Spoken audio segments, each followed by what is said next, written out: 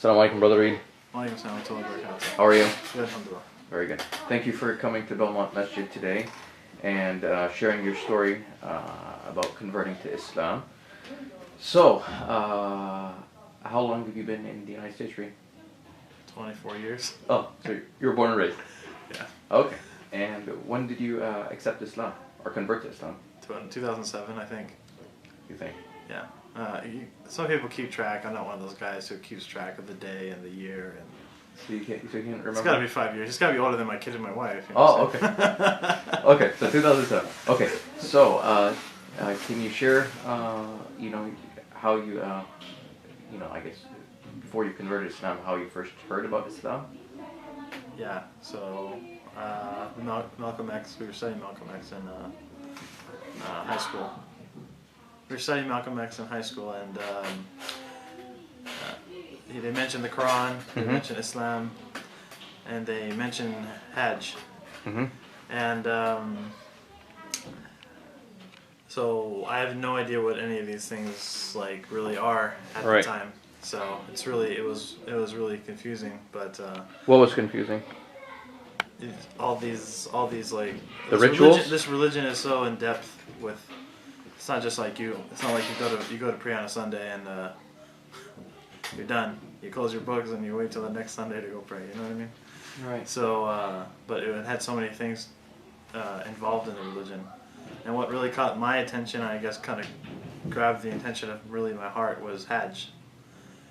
And the Hajj is the... Hajj is the pilgrimage that every Muslim has to take to the city of Mecca. Okay. If they're financially and physically capable. Right. So, what's beautiful about Hajj, what really caught my attention was everyone's dressed in the white cloth ihram, I think, right? Mm-hmm. Yeah. And because everyone's in that color, you can't tell if they're poor or rich. It's the whole mentality, kind of I guess in a way it's kind of tribalism mentality that a lot of people carry. Hajj erases that. You can't even think like that. Mm-hmm. So it totally takes that away. So that's what caught my attention, especially since I was in high school. I studied a lot about the Black Panther movement, all these movements involved in the 60s, and the racism and the civil rights movement and stuff like that. Mm-hmm. So I just thought it's interesting that a religion actually teaches that everyone's created equal. So. Well, that's interesting that you bring up. So what attracted you to studying about, I guess, the history during the civil rights movement? Because we live in San Francisco, around San Francisco, and it was a big deal over here, and it's kind of our history in California. Mm-hmm. It's a big part of it, and there was a lot of movements in Berkeley and things like that, Mm-hmm. where people were discussing these and protesting, and it's part of our history in California. So it's what attracted me too. It's wow, this all happened in Oakland and Berkeley and these cities in San Francisco, and we live right near it. So it's how can you not want to study your history? Right. Okay, so after, I guess, so when you what did you do, I guess, extra studies maybe, after you learned about the Hajj in school? What did you do next? Yeah, basically, maybe a year later, I went to Barnes and Noble and I picked up the Quran that they carry. Oh, what year? Do you remember what year that was? What year was it? Yeah. It must have been 2002. Wow. Okay. So I was still in high school at the time. Oh, cool. Okay. Yeah. So. Okay. So you started. Okay. So you went to Barnes and Noble. Yeah, I forget who writes it, but I had a friend told me it's not a very well done translation. Okay. It has some issues that are major issues. Right. Okay. So you I guess so you just started read that. studying. Yeah, I would just read that. I don't know. I don't really like to call it studying. I read it like it was a book. You know what I mean? And I just thought there's something pure about it though. At the same time, and how it's composed is interesting. Okay. Okay. And then what happened? Oh, and then I guess just doing that on and off, reading the Quran on and off, and I had a girlfriend who was her father was a Baptist preacher, and I came here from Cincinnati, and so then religion became more of a topic. They were always telling me, "Oh, are you going to become Christian?" Da da da da. because at the time I was technically Catholic. Okay, so I'm like, no, I'm really like looking for a religion. I'm telling them I just don't know which one's the right one. And we had a conversation at a park, me and my girlfriend, and she was saying, like, what does your dad think about Muslims, right? And she says, well, they're going to hell. And I was like, in my mind, I didn't say anything because I didn't want to make her mad. In my mind, I was like, wow, this is shocking. What did they do? Because I always based it on character, and I always thought Muslims had the best character. So, and then we broke up, and then in 2007 I joined the Navy. And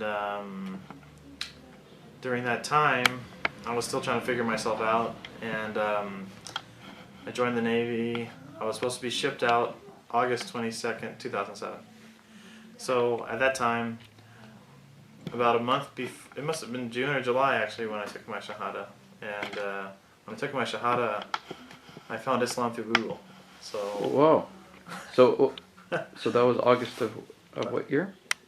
August 22nd, I was supposed to leave the United States to go, well, not the United States, but to go to boot camp. Okay. But before that, I was really looking into Islam as a religion, and because that whole conversation with my ex-girlfriend or whatever really sparked my attention. So so then I was looking it up, and I go onto Google and I'm like, how do you take? I used to search how do you take your Shahada, and there are people like, oh, all you have to say, you know, Ashhadu la ilaha illallah, Ashhadu anna Rasulullah. Which means there is no God but God, and Muhammad is the messenger of God. And I was like, well, that's easy. I don't have to take a bath or anything. So, but then I just didn't. I said it on the computer, but I didn't feel comfortable. I'm like, I want to do this with someone who's Muslim, because I wanted to be. I'm like, it's got to be a community around here. Turns out, about 2 miles away, there's a mosque from my house. So. I called up the office of the mosque, and the mosque, which was the imam at the time, his name was Imam Abdurrahman Anwar.